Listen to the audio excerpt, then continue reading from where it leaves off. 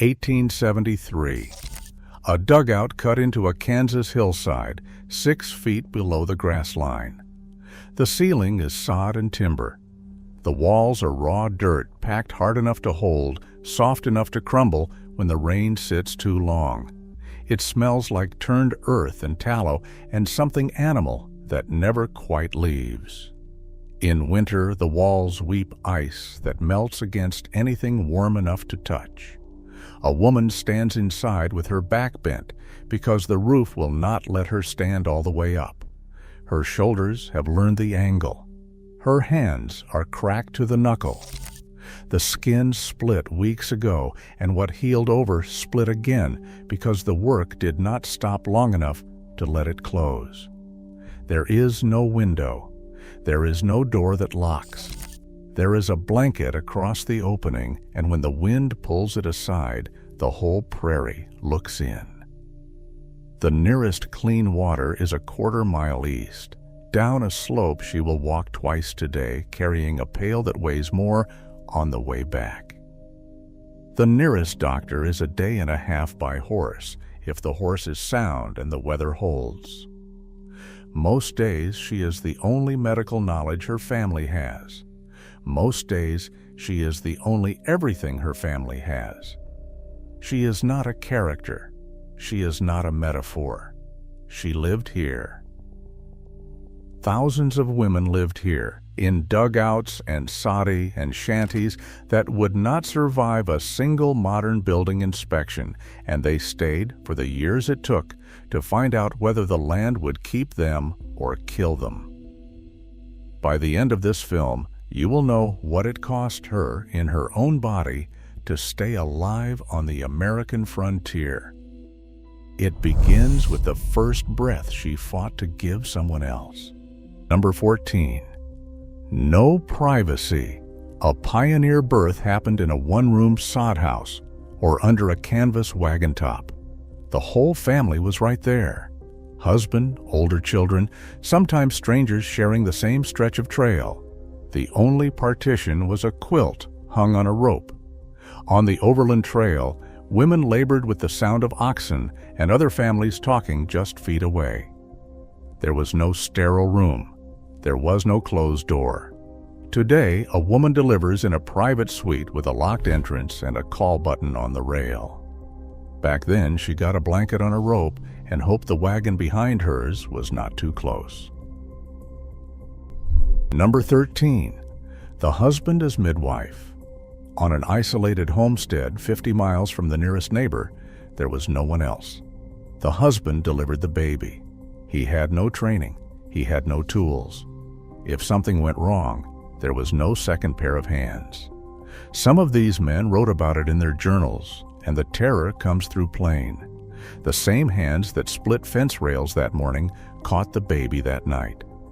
And if the cord was wrapped or the baby did not breathe, he was on his own with God and nothing else. Number 12. Homemade remedies and ergot tea. Ergot of rye was the most common drug used to speed a stalled labor. It worked by forcing the uterus to contract violently. Too much and the uterus ruptured. Too much and the blood supply to the limbs shut down. Gangrene followed. In 1824, Dr. William Dewees published a warning that ergot had destroyed more lives than it had saved. Doctors kept prescribing it for another 50 years. On the frontier, women dosed themselves from folk recipes with no way to measure the strength. The cure was often worse than the weight. Number 11. No pain relief by medical decree. Ether was demonstrated in 1846. Chloroform followed a year later. Queen Victoria herself used chloroform during a delivery in 1853. But in America, the most powerful obstetrician in the country refused to allow it. Dr. Charles Meigs of Philadelphia told his students in 1848 that pain in childbirth was a desirable and conservative manifestation of the life force. He said to remove it was to defy God. The frontier woman did not lack the drug because it had not been invented. She lacked it because a man in a lecture hall decided she was meant to suffer. We are not even halfway through this list. The worst is still coming. Number 10. Back to work within hours. Amelia Stewart Knight again. Her diary entry is plain. She delivered. The next day she recorded the miles walked. No rest, no recovery. On a homestead, the animals needed feeding by dawn. The children still needed minding. The crop was not going to wait. Women who had given birth that same morning were hauling water before the sun went down. Today, the average hospital stay after delivery is 2 days. On the frontier, there was no stay at all. Number 9. Repeated pregnancies, one body. The average frontier woman bore between 7 and 10 children. Some bore more. Pregnancies came back to back, often while she was still nursing the last one. Calcium leached from her bones. Her spine compressed. Her organs shifted and never returned. A woman of 35 on the frontier could carry the skeleton of someone twice her age. She did not wear out from years. She wore out from use. Number 8. The cord and neonatal tetanus. The umbilical cord was cut with whatever was at hand, a kitchen knife, sewing scissors, sometimes a piece of broken glass. If the blade was dirty, the wound let in Clostridium tetani. They called the result the 9-day fits, because the convulsions began around the 9th day of life. In some frontier counties, neonatal tetanus was the single leading cause of newborn death. The baby survived the birth and died from the blade that cut the cord. Number 7. Breech birth and obstructed labor. A baby presenting feet first, or sideways, or a labor that stalled for days with no progress. Without surgery, these were death sentences for the child and often for the mother. Forceps existed, but were almost never available on a remote homestead. In untrained hands, they caused as much damage as the obstruction itself. In a city, a doctor might be summoned within the hour. On the plains, the nearest doctor was a 3-day ride away. The baby was not going to wait 3 days. Number 6. Cesarean section was a death sentence. Before antiseptic surgery, opening the abdomen meant infection, and infection meant death. The maternal mortality rate for a cesarean before antiseptics ran above 90% by most estimates. The most famous exception is Dr. Jesse Bennett, who reportedly performed a cesarean on his own wife Elizabeth on a crude wooden table in the Virginia backcountry in 1794. She survived, but the account was not published until 1830 by a colleague, not by Bennett himself. No contemporary document confirms it. The frontier produced exactly one famous cesarean survival story. It may not even be true. That tells you everything about the odd. Number 5. Stillbirths on the trail. Thousands of pioneer women carried pregnancies across the Overland Trail and delivered babies who never drew breath. Historians estimate between 20,000 and 30,000 graves line the Oregon, California, and Mormon trails. A significant share of them belong to infants born dead or dying. Many of those graves were left unmarked or deliberately disguised to prevent animals from digging. In some accounts, the mother dug the hole herself, and the wagon train moved on in the morning. Number 4. If the mother died, the baby usually followed. There was no formula, there was no refrigeration, there was no wet nurse within 100 miles. When a mother died in childbirth or was too ill to nurse, the family tried feeding the newborn cow milk or sugar water through a rag. Studies from the period show the mortality rate for hand-fed infants ran above 50% in the first year. The mother and the child were one system. When that system broke, both halves usually failed. Remember the question I asked at the beginning. We are almost there. Number 3. prolapse and permanent injury. Uterine prolapse, fistulas, and pelvic floor damage were common among women who delivered repeatedly with no medical care and went straight back to hauling water and splitting wood. These injuries lasted a lifetime. They were painful and humiliating, and almost no one treated them. In the 1840s, Dr. J. Marion Sims developed a surgical repair for one of these conditions. But his patients were enslaved women in Alabama, and the procedure did not reach frontier women for decades. She carried the injury from her first birth to the grave. No one called it an injury. They called it womanhood. Number 2. Burying their own children. Infant and child mortalities on the frontier ran between 25% and 40% in the hardest years and places. A woman who bore 8 children might bury 3 or 4 before they reached the age of 5. Dysentery, measles, scarlet fever, diphtheria, a fall from a wagon, a winter that would not end. The grief was cumulative and unending. The culture expected her to bear it quietly and conceive again. The headstones, where there are headstones at all, are the size of a shoe. Number 1. Childbed fever. This is the answer: puerperal fever. Infection of the uterus after delivery, caused by bacteria carried into the body during or just after birth. The birth goes well. The baby lives. The mother seems fine. Then 2 or 3 days later, the fever begins. The abdomen swells and hardens. The pain becomes unbearable. Within a week, she is dead. And in case after documented case, the bacteria were introduced on the unwashed hands of the very person who delivered the baby. In 1847, a Hungarian physician named Ignaz Semmelweis proved it. At the Vienna General Hospital, the maternity ward staffed by doctors had a death rate near 1 in 6. The ward staffed by midwives had a death rate far below that. The difference was simple. The doctors came straight from the autopsy room to the delivery room without washing their hands.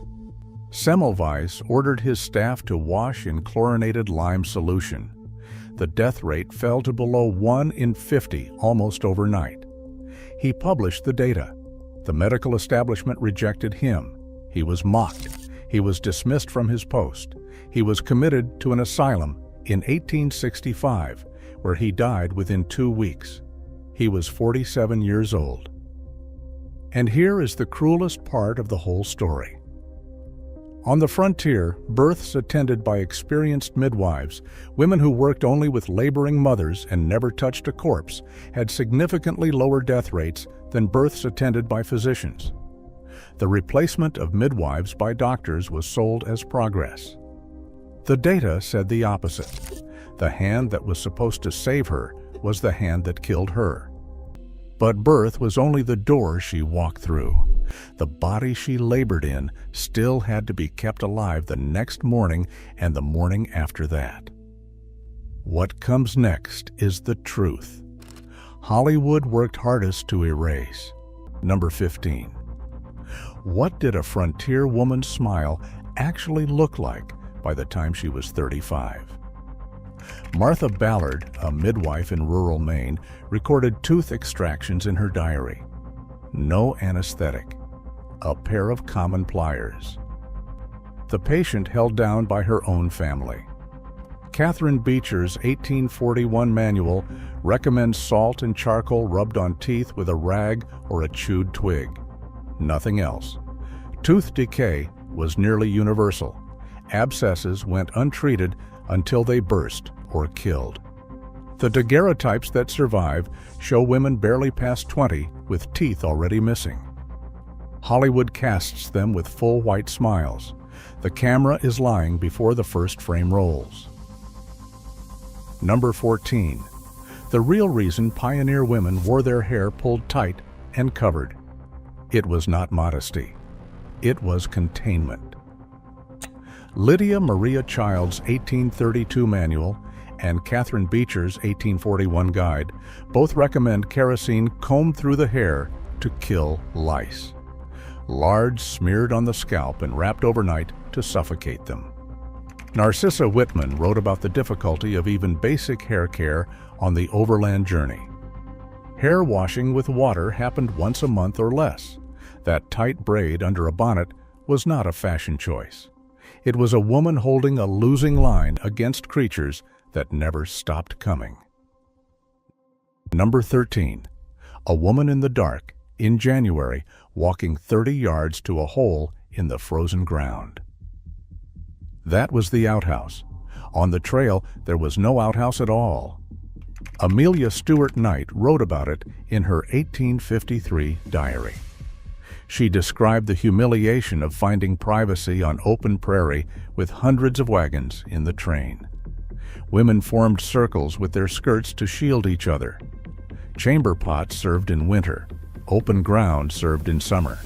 When dysentery struck, even those small dignities collapsed. Every Western grants its frontier women a closed door and a moment alone. Most of them never had either. Number 12. You may have heard the old saying, "Do not throw the baby out with the bathwater." That was not a joke. It was a real warning. Catherine Hahn, crossing the plains in 1849, described bathing in rivers when the train stopped.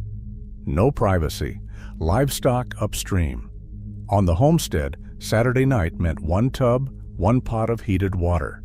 Father first, mother second, children oldest to youngest. By the last child, the water was gray. Today, 99% of American homes have running water. In 1870, not a single homestead on the Kansas plains did. Number 11. Lice did not visit. They moved in. They lived in the bedding, in the seams of every garment, in the children's hair.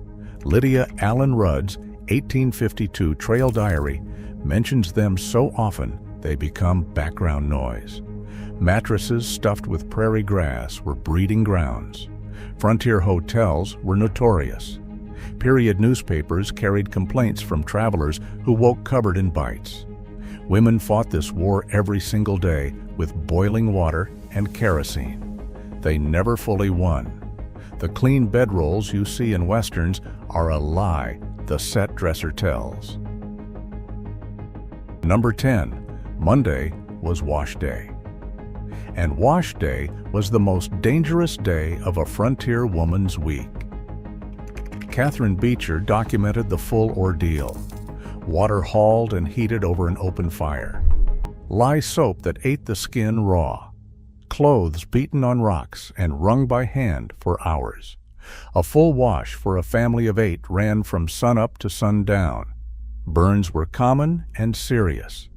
On the trail, women sometimes washed in alkali water that blistered their hands down to raw flesh. Laundry was not a chore. It was a day-long physical ordeal with real injury risk. And the clothes in Westerns are always clean. That silence erases the most grueling labor of frontier womanhood. Number 9. Think about what a pioneer woman was actually wearing against her skin, a chemise, the only layer that touched the body. Over that, stays or a corset. Petticoats, a dress, an apron. Drawers as we know them did not become common for women until the middle of the century. The outer dress might go weeks between washings. Sweat, blood, food, dirt, smoke, all soaked into fabric that could not easily be cleaned. Susan McGoffin, crossing the Santa Fe Trail in 1846, described her clothing falling apart on her body. Most frontier women owned 2 dresses. Some owned 1. The movies dressed them like they had a wardrobe. They did not. Number 8. The soap that cleaned your clothes and took your skin with it. Lydia Maria Child published the recipe in 1832. Hardwood ash lye mixed with rendered animal fat. The process itself could scar you. Lye is caustic. Rendering fat over an open fire is a burn waiting to happen. The resulting soap stripped every oil from the skin and cracked the hands that used it. It was the only soap most frontier women ever touched. Imported Castile soap existed, but on the frontier it was expensive and almost never available. There is not one scene in any Western where a woman makes soap. The foundational act of frontier cleanliness is invisible in the myth. We are halfway through this list now, and I have not yet named the one that killed the most of them. Stay with me. Number 7. Every pioneer woman of childbearing age dealt with this every single month, and it appears in almost no diary, no letter, no novel, and not one frame of film ever made. The silence itself is the evidence. Menstruation is almost never mentioned directly in frontier women's writings. The taboo was that complete. What survives are scattered references to being unwell in private letters. Instructions in domestic manuals for making rags. On the trail, there was no running water, no privacy, no reliable way to wash those rags. Women bled through their clothing and kept walking. Staining patterns on surviving period garments confirm it.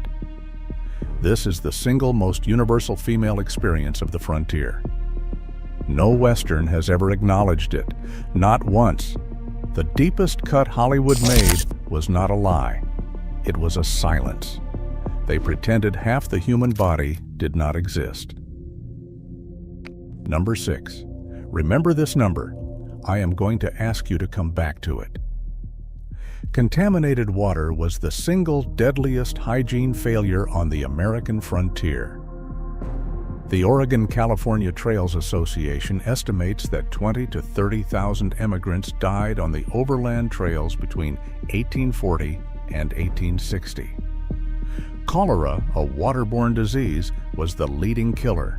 1 in 10 who started the trail did not finish it. John Snow proved in London in 1854 that cholera spread through water. But the emigrants had no way to know. They drank from streams where dead oxen lay upstream. They filled cooking pots from creeks where hundreds of camps had dumped their waste. Lydia Allen Rudd, 1852, recorded passing grave after grave along the Platte, cholera dead buried shallow or not at all. The living drank from the same water that ran past the dead. Cholera could kill in hours. A woman healthy at breakfast could be gone by nightfall. And the movies show pioneers scooping water from every sparkling stream. Mark number 6. We are coming back to it. Number 5. When the knife slipped or the child fell, what did a frontier woman reach for? Turpentine poured straight into the wound. Spiderwebs pressed into cuts to slow the bleeding. Poultices of bread and milk. Poultices of cow dung, which introduced infection directly. Burns treated with lard, which trapped the heat and made the damage worse. These women were not foolish. They used what they had and what they had been taught. But germ theory did not exist in common knowledge. The cure was often the killer, and no one alive could have told them why. Number 4. The jar on the cellar shelf that could kill a family between Sunday dinner and Monday morning. Home canning spread across the frontier in the second half of the 1800s, but the science of safe preservation lagged far behind the practice. Botulism from improperly sealed jars appeared in period medical records. Meat went bad in salt brine. Milk soured within hours during summer. Ergot in badly stored grain poisoned entire households. The woman who stocked the pantry bore the blame when something went wrong. She was working without a map. One bad seal on a canning jar. One warm afternoon in the root cellar. And the food she had worked all harvest to preserve became the thing that killed her family. Number 3. The Oregon Trail was not an adventure. It was a graveyard with a direction. By some trail historians' calculations, there was a grave every 80 yards from the Missouri River to the Willamette Valley. Cholera, dysentery, typhoid, all hygiene-driven. Amelia Stewart Knight wrote in 1853 of passing 7 new-made graves in a single day. Lodisa Frizzell, 1852, described the smell of decay streaming from shallow graves along the trail. The women did the nursing. They wiped fevered children with dirty rags. They buried them in graves they dug with their own blistered hands. And then they walked on. We are close now. But the deadliest truth on this list is not in the number 1 spot. I told you at the start, the answer is not where you expect it. Number 2, the smallest crosses along the trail, and what they do not tell you about why they are there. Frontier child mortality was staggering. In some regions and trail years, between 25 and nearly 50% of children died before the age of 5. The causes were overwhelmingly tied to hygiene: diarrheal disease from contaminated water, infant dysentery, what they called the summer complaint, measles and whooping cough ripping through crowded trail camps, diaper cloths washed in the same compromised water. Amelia Stewart Knight, 8 months pregnant on the trail, recorded one child's illness after another in a steady, quiet hand. Today in the United States, fewer than 7 children in 1,000 die before age 5.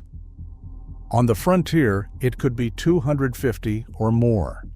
The small graves in every frontier cemetery are not accidents of fate. They are the direct consequence of conditions no one in Hollywood has ever been willing to show. The woman who buried her child and walked on the next morning is the toughest human being in any Western ever made, and she is never in the frame. Number 1, she survived the trail. She survived the winter. She survived the labor itself. And then the hands that delivered her baby killed her. Childbed fever, puerperal fever, a bacterial infection carried into the birth by unwashed hands, unsterilized instruments, contaminated rags. In 1847, Ignaz Semmelweis proved it at the Vienna General Hospital. Doctors walking from autopsy rooms straight to the delivery ward without washing their hands were killing mothers at rates reaching 1 in 3. Oliver Wendell Holmes argued the same thing in America in 1843. The medical establishment attacked him for it. On the frontier, conditions were worse. Deliveries on dirt floors, attended by neighbors whose hands had just come from the barn or the field. No antiseptic. No understanding of germ theory for decades to come. Martha Ballard, midwife, documented hundreds of deliveries and maternal deaths in her diary. The timeline was always the same. The baby arrives safely. The mother smiles. 48 hours later, the fever begins. Chills, rising heat, abdominal pain that becomes agony. Within a week, she is dead. The infection came from the hands that were trying to help her. This is the cruelest truth on the list. The thing that killed pioneer mothers was not the wilderness, not the weather, not the distance. It was human hands during the most vulnerable moment of their lives. And it was preventable by knowledge that already existed and was being ignored. The movies show the baby born, the mother whole, the family together. They never show what came 3 days later. She fought every day to stay clean. But clean on the frontier meant something different than it means now. What she did when she finally had enough water and enough time and enough privacy to wash tells you more about her life than almost anything else in this film. Number 14. The Saturday night bath and the pecking order.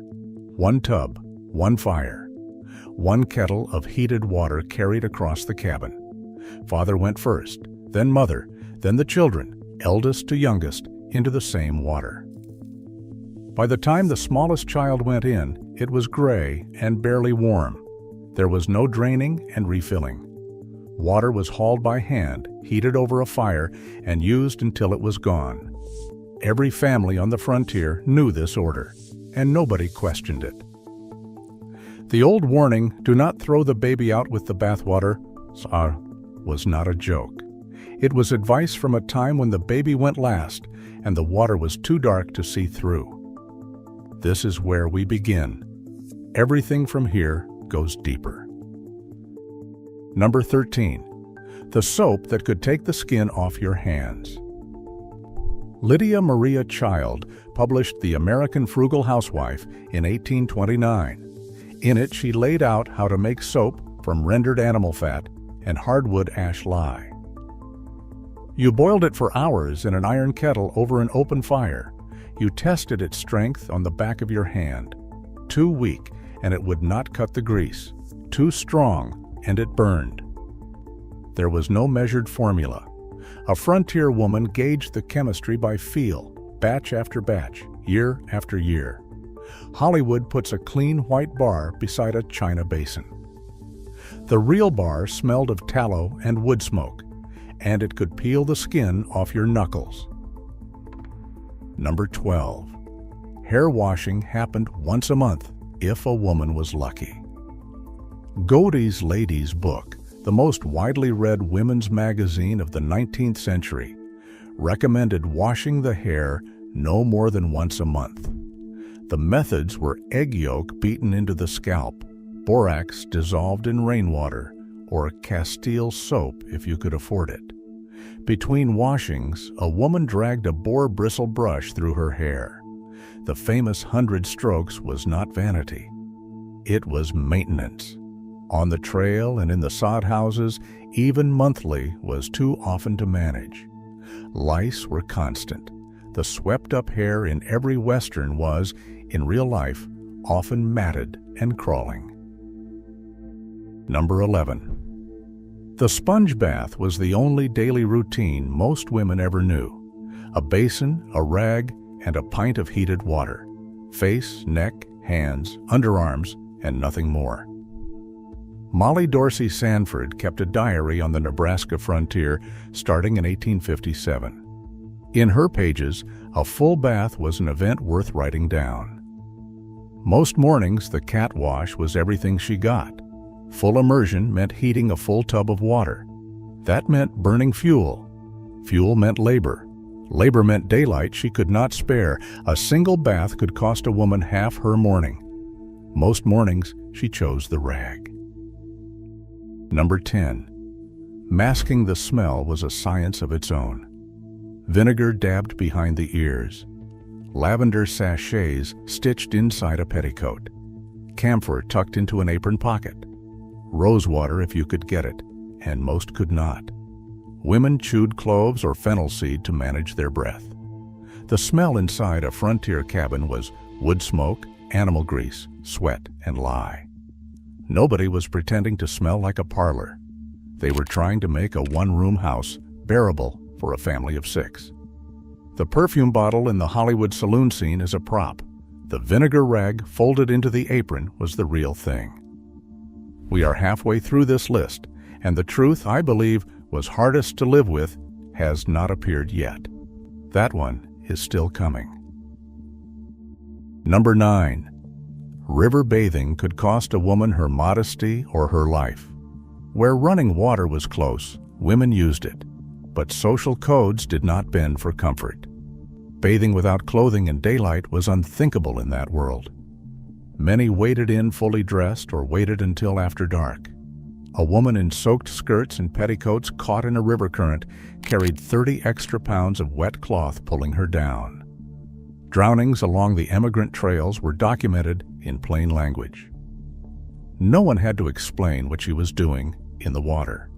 The serene creek scene in every frontier film, the woman bathing in golden sunlight with her hair floating free, is one of the most dishonest pictures Hollywood ever painted. Number 8. The overland trail destroyed every routine a woman had. Amelia Stewart Knight crossed to Oregon in 1853. Her diary records weeks of alkaline dust that cracked her lips and burned her eyes. The water along long stretches of the trail was not dirty. It was caustic. Women who washed their faces in it came away with reddened, peeling skin. There was no fuel to heat bathwater, no privacy behind a canvas wagon with 40 families camped within earshot. Catherine Hahn, bound for California in 1849, wrote of water rationed strictly for drinking, nothing left over for washing. 5 months on that trail, and the last real bath a woman remembered might have been back in Missouri. Number 7. Winter on the plains could mean months without washing at all. Inside a sod house on the Nebraska frontier, the air could hover near freezing for weeks. Water froze in the basin before morning. Heating a full tub meant burning fuel. And every twisted stem of hay, every dried buffalo chip, every corn cob burned for bathwater was one not burned to cook a meal or keep a child alive through the night. Some families went from November through March without a single full bath, not because they did not want one, because the arithmetic of survival would not allow it. A woman chose between her body and her children. She chose the children every time. Number 6. The bathhouse existed, but it was not built for her. In Dodge City and Virginia City and Abilene, a hot bath could be bought for 25 cents. The tub sat in a back room behind the barber shop or upstairs from the saloon. These were spaces built for trail hands and cattlemen and miners. An unaccompanied woman walking into one of those rooms would have drawn stares at best. For the farm wife on a quarter section 20 miles from town, the bathhouse did not exist. The clawfoot tub in the Western Hotel is real enough. It belonged to the wealthy, the townsman, the man who could pay. It never belonged to her. Number 5. Menstruation with no water and no privacy. The historical record here is almost silent, and the silence is the evidence. Women used hand-sewn rags. They washed them by hand and reused them until the fabric fell apart. Washing those rags required hot water and time, and both were scarce. In a one-room cabin shared with a husband and children, there was no separate space, no running water, no way to manage privately what the body demanded every single month. No diary dwells on it. No letter home describes it. Hollywood never once acknowledged it happened at all. That silence across 150 years of film is louder than anything else on this list so far. Number 4. After childbirth, she was told not to bathe at all. The lying in. After delivery, a frontier woman was confined to bed, and full washing was forbidden. Sometimes for 2 weeks, sometimes longer. Gunn's Domestic Medicine, first printed in 1830 and carried west in thousands of wagons, warned that bathing too soon after birth could bring childbed fever. In an era when puerperal fever killed roughly 1 in every 20 to 40 women who gave birth, the fear behind that rule was not irrational, but the cost was real. Weeks unwashed in the same bedding in a cabin with no ventilation. That was the welcome a new mother received on the American frontier. Number 3. Her teeth told the truth the costume department covered up. A toothbrush was a luxury most frontier women never held in their hands. Salt rubbed on the gums with a finger, baking soda if it was available, soot from the fireplace used as a crude abrasive. Many used nothing but a frayed willow twig. By her mid-30s, a frontier woman was likely missing several teeth. Gum disease was a constant companion. The woman smiling with a full set of bright white teeth in every Western was a fantasy built in a makeup chair. The real mouth told a harder story, and the camera never once got close enough to show it. We are down to the last 2, and the truth I believe was hardest to live with is not about the body at all. It is about the mind. Number 2. The doctors of her own time told her that bathing itself was dangerous. This is the entry this whole list has been building toward. The dominant medical theory of the 18th and 19th centuries held that disease entered through open pores. Warm water opened the pores, therefore bathing invited sickness in. Dr. William Buchan published Domestic Medicine in 1769. It was reprinted for nearly a century. It was one of the most widely owned medical books in frontier households. And it warned against frequent bathing. This woman was not ignorant. She was not backward. She was following the best advice her world could give her. And the advice was wrong. Every other truth on this list is a truth of circumstance. No water, no fuel, no privacy, no time. This one is a truth of authority. The men who claimed to know the science told her the thing she needed most was the thing most likely to harm her. Hold that. Number 1. Hollywood replaced all of it with a woman in a clean calico dress. This is not a single scene. It is a century of pictures. From the earliest silent westerns through John Ford, through Little House on the Prairie, through every frontier drama since, the pioneer woman is spotless. Her dress is pressed. Her hair is brushed. Her teeth are straight and white. That image was not an accident.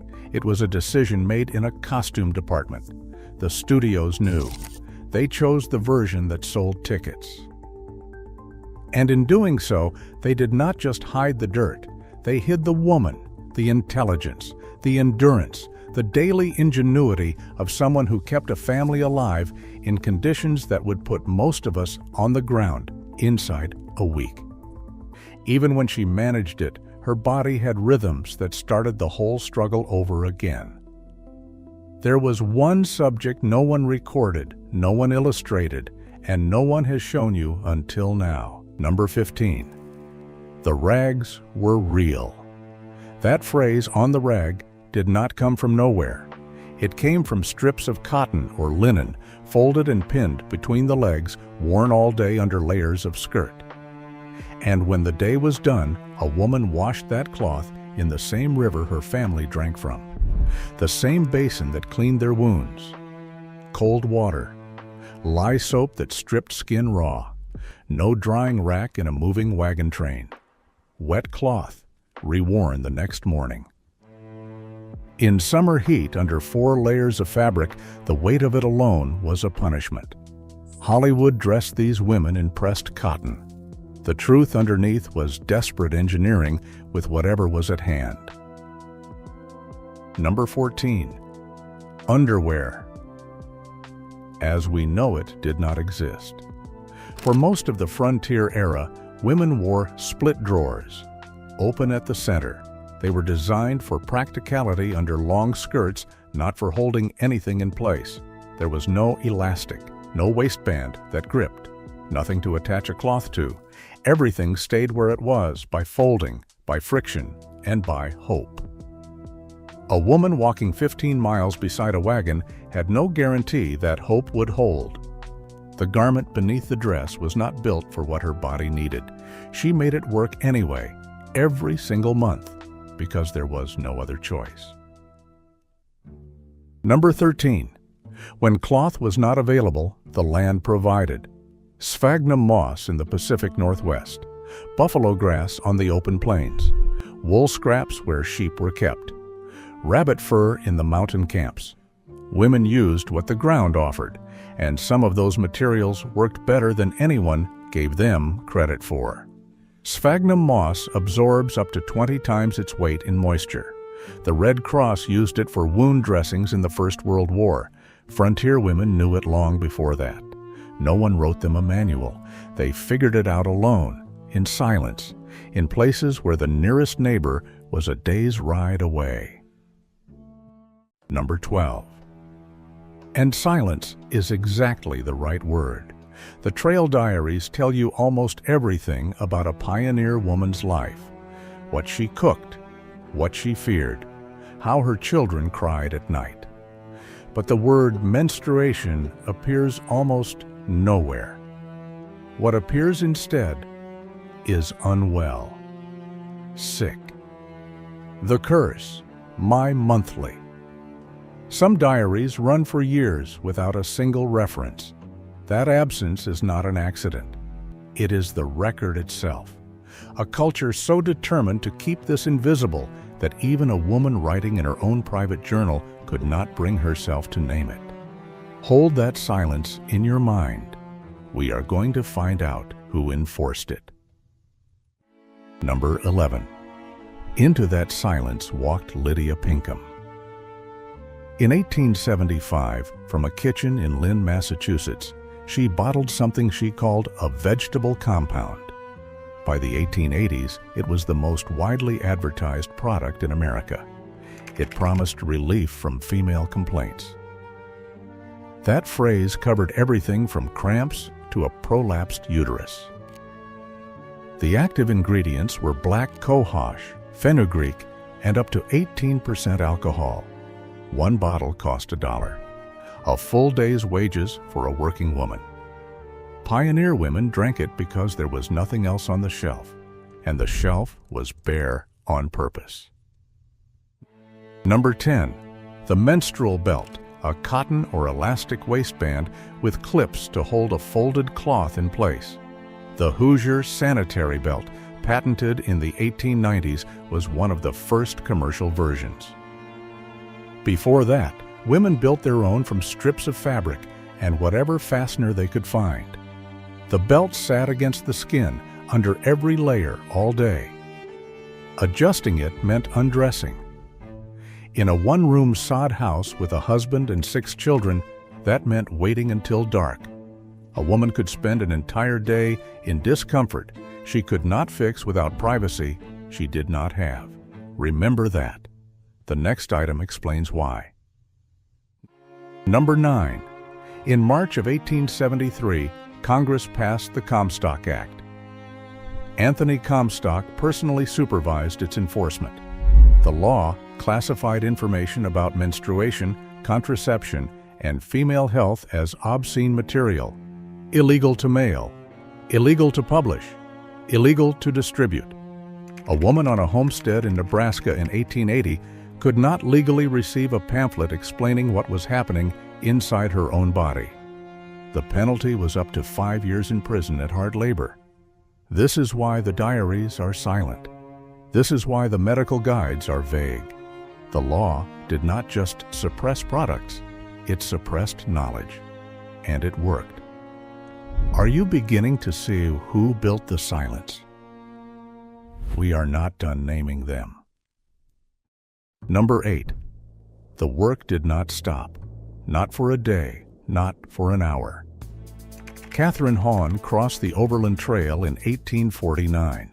Her diary, held at the Bancroft Library, records women walking 15 to 20 miles a day beside the wagon, cooking over open fire at every stop, hauling water, lifting children. Illness changed nothing in the schedule. There was no rest day. There was no sick day. Hollywood loves to show pioneer women riding inside the wagon, maybe gazing at the horizon. Most of them walked. And on the days their bodies asked for mercy, the trail gave none. Number 7. There was no privacy. A wagon company of 200 people moved in a column across open prairie. No trees for 100 miles. No outhouse. No tent. Women developed a system. They would walk to the far side of the wagon before dawn. They would fall behind the column and crouch with their skirts spread wide as a shield. That was the only wall they had. Multiple trail accounts describe this, always in the softest possible language. For menstrual needs, this was the entire infrastructure. Open sky, open ground, and a cotton skirt between a woman and every pair of eyes on the trail. Number 6. And the cost of all this was infection.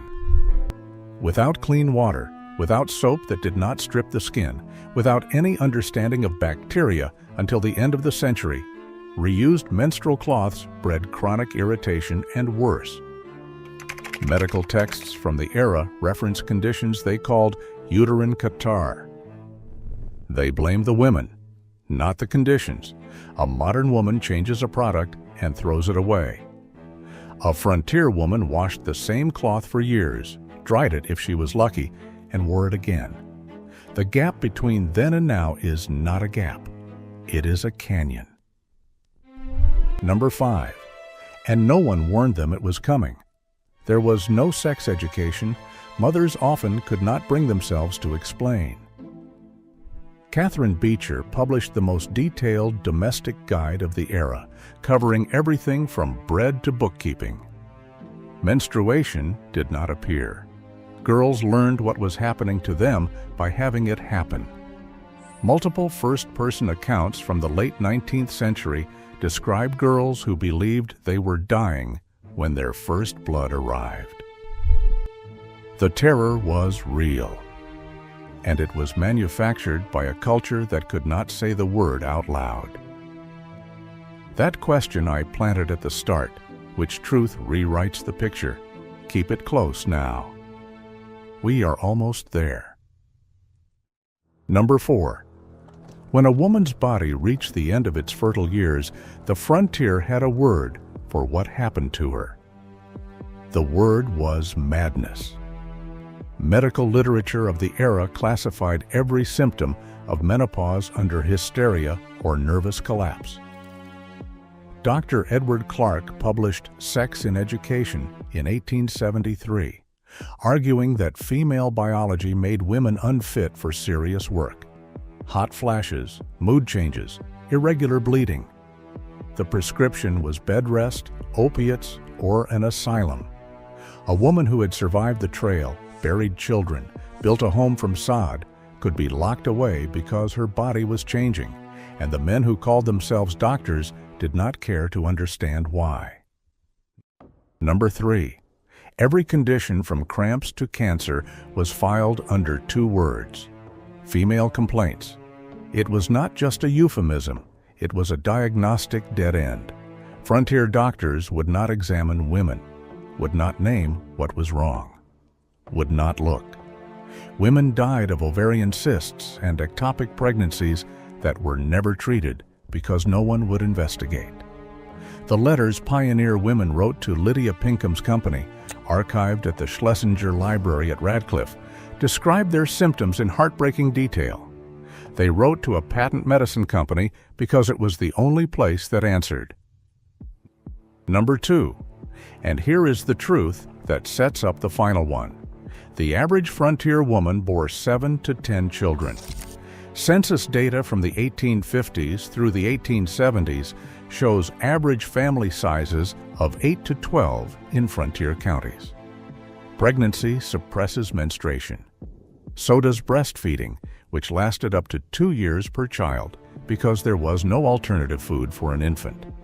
Do the math. A woman who married at 18 and bore 10 children spent the majority of her fertile life either pregnant or nursing. The monthly problem on this list was not monthly for her. It happened in the gaps between pregnancies. The body's calendar was not her own. It belonged to the children she carried. Number 1. And now the truth that changes every item you just heard. Most pioneer women's bodies did not work the way a modern woman's body works.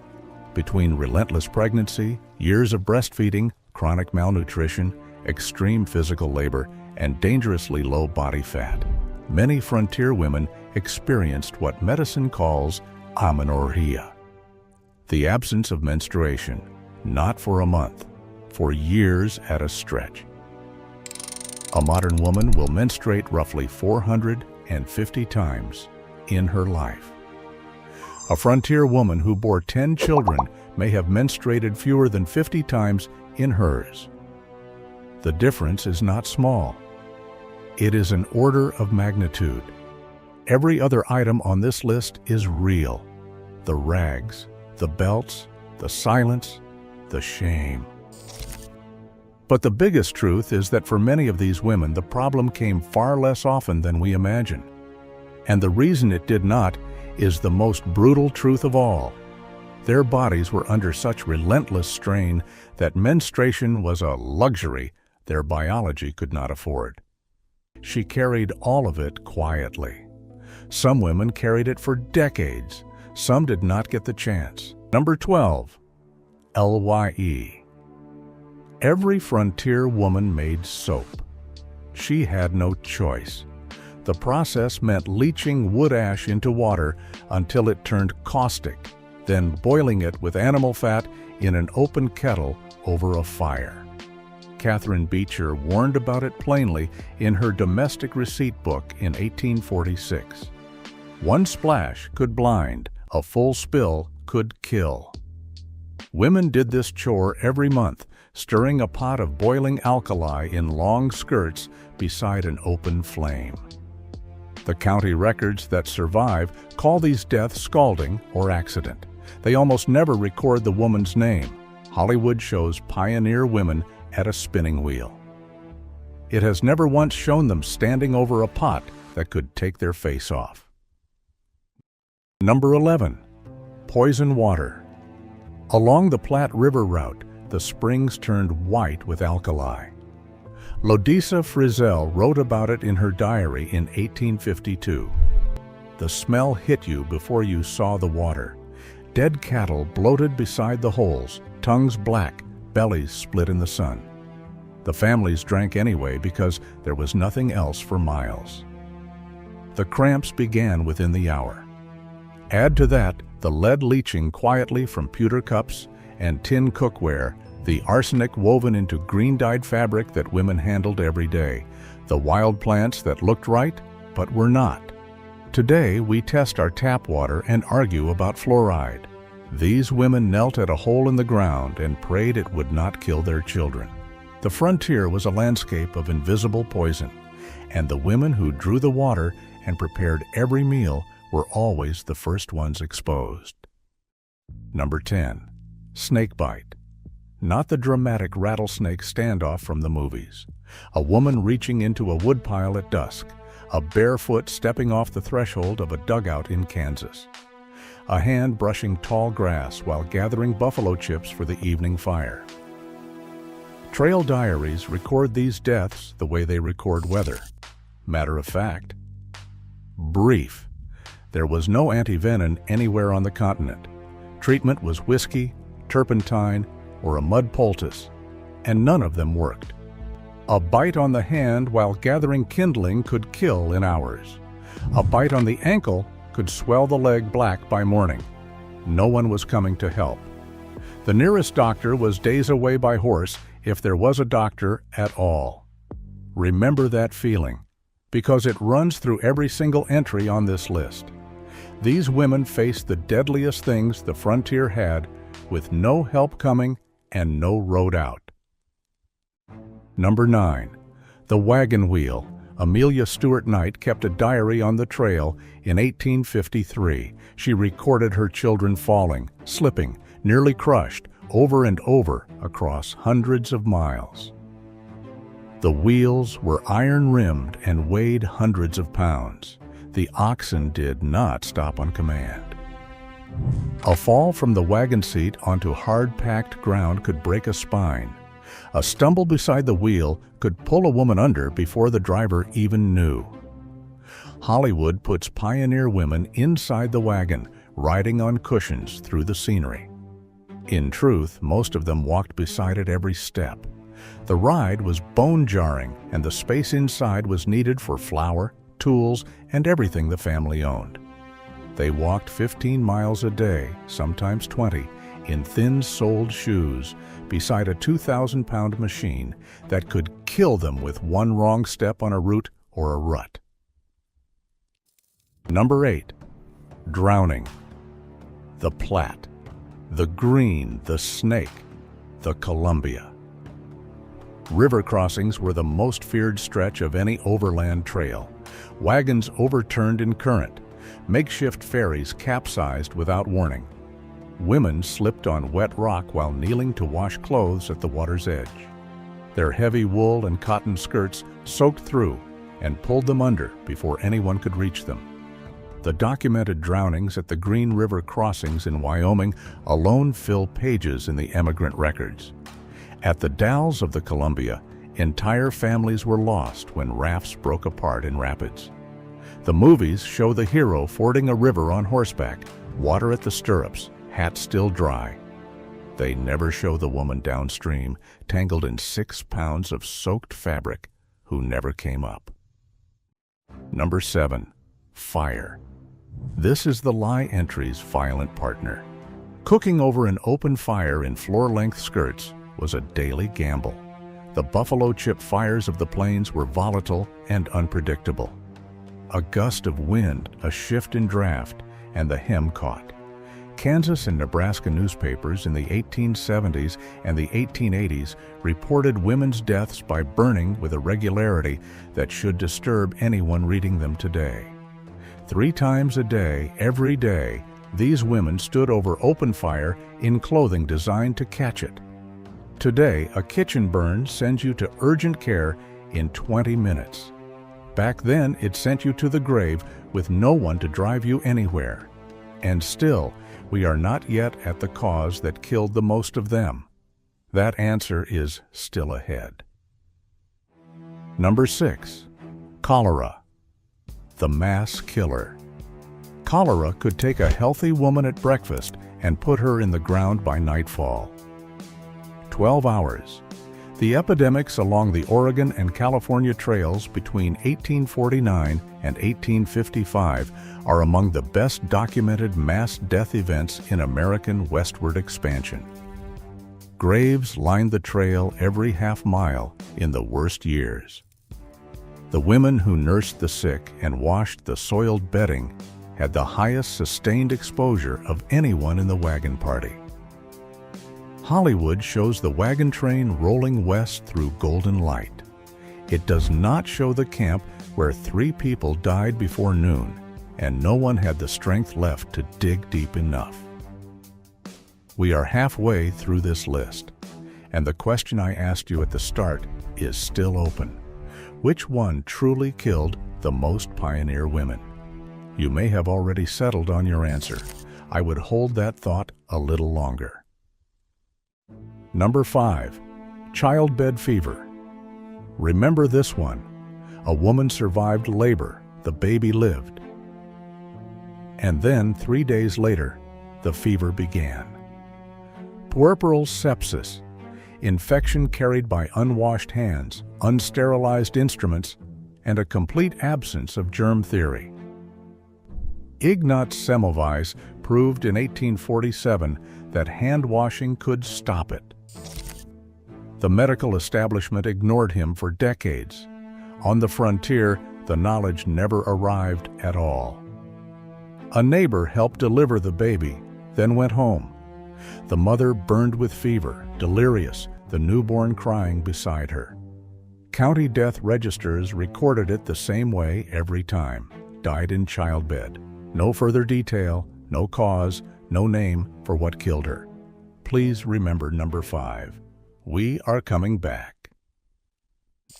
Number 4. Exhaustion. There is no gentler word for it. They called it giving out. A woman on the Overland Trail walked 15 to 20 miles a day, often pregnant, often carrying a child on her hip. At camp, she cooked, washed, mended, hauled water, and started again at dawn. On the homestead, it was no different. Hauling, splitting, plowing, harvesting, preserving, bearing a child every 18 months to 2 years. Mary Ann Boatman's own diary describes a body that simply stopped answering. The frontier had no medical language for working a woman to death. It was not a cause of death. It was just life. And when she collapsed for the last time, the record barely noticed. Number 3. Prairie madness. The wind never stopped. Miles of grass in every direction. No tree, no neighbor, no sound, but the wind and the silence underneath it. Women on the Kansas and Nebraska and Dakota plains lived in sod houses with no window, in an isolation so total it broke them. O.E. Rolvag wrote it into giants in the earth in 1927, but the asylum committal records from the period tell it without poetry. Women walked into the snow. Women drank laudanum from the medicine chest. Women set fire to the house they could not leave. The frontier offered no word for depression, no treatment for loneliness. Today, we talk about the mental health crisis in rural America, the isolation, the lack of services, the women on remote farms who cannot reach a therapist. Their great-grandmothers faced the same silence, except there was no phone and no road and no word for what was happening to them. The movies made the prairie beautiful. They never showed what the silence did to the woman standing alone inside it. We are almost there now. The top two are both about the same thing. And the real answer to my question may not be either of them. Number 2, hemorrhage, uncontrolled bleeding during or just after labor, far from any surgical help. A retained placenta, a torn uterus, a breech birth gone wrong in a cabin lit by one candle. There was no cesarean section that a frontier woman could survive. Most births were attended by a midwife or a neighbor or no one at all. When the bleeding started, there was nothing to stop it. No sutures, no transfusion, no ambulance. Today, maternal hemorrhage is treatable in any hospital in this country within minutes. Back then, it meant DIing on a dirt floor while your husband stood outside the door and listened. Frontier physician records from Western state historical societies describe these deaths in clinical language that still reads like horror. The movies occasionally show a frontier birth, a scream, a cry, a healthy baby, a tired but smiling mother. They cut away before the blood. They always cut away. Number 1, childbirth itself, the full weight of it. A frontier woman could expect to be pregnant or nursing for most of her adult life. 6 pregnancies, 8, 10, 12. Each one a roll of the dice with no doctor holding the odds. Eclampsia, obstructed labor, breech presentation, prolapsed uterus, ectopic pregnancy that no frontier physician could diagnose, let alone treat. There were no forceps in most cabins, no chloroform, no clean hands. The odds compounded with every child. Maternal mortality on the frontier is estimated at roughly 1 death for every 100 live births. Some estimates run higher. A woman who bore 8 children faced something close to an 8% chance of dying somewhere in the process. Today, the maternal death rate in this country is roughly 23 per 100,000 live births, and we call that a crisis. On the frontier, it was closer to 1,000 per 100,000, and no one called it anything at all. In Wyandotte County, Kansas, a woman named only as Mrs. Brewer in the 1868 County Register bore 7 children and died with the 8th. 1 line, no first name. That is all the record kept of her. So, number 1, the answer the list has been building toward. Childbirth killed more pioneer women than anything else on the frontier. That much everyone knows. Even Hollywood knows it. But here is where the record says something the movies never will. It was not labor that killed most of these women. It was not the pain, the screaming, the drama a camera could capture. It was what came after. The fever, the infection, the silence 3 to 5 days later. The Western genre, from John Ford to every mini-series that followed, reduced the pioneer woman to a figure in a doorway or a name on a grave marker. Never the cause, never the process, never the slow burn of a fever no one on the frontier understood.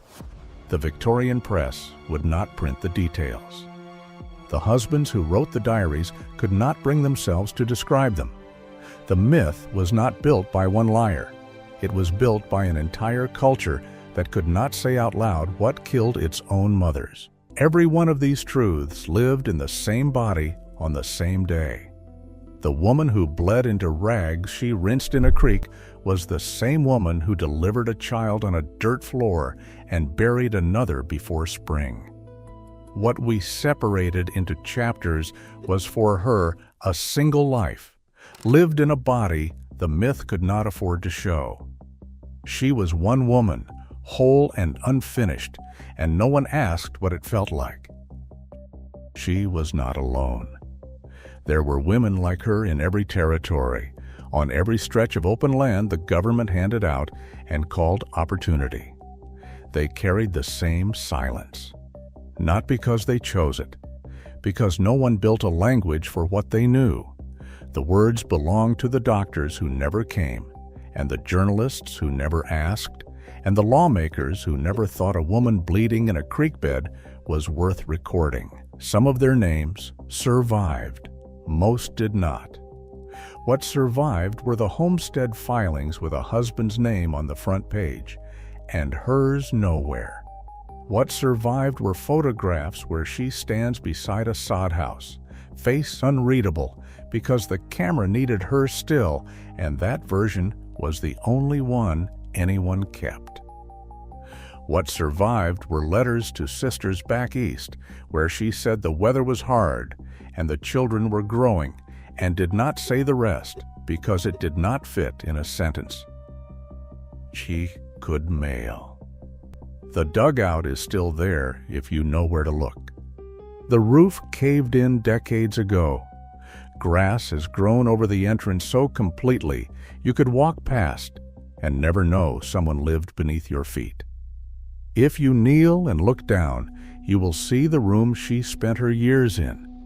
You will see how small it was. She is gone. No studio filmed what she carried. No plaque lists the children she delivered in the dark. But the prairie remembers what the myth would not. She was real. The record was not. And now you know what it left out.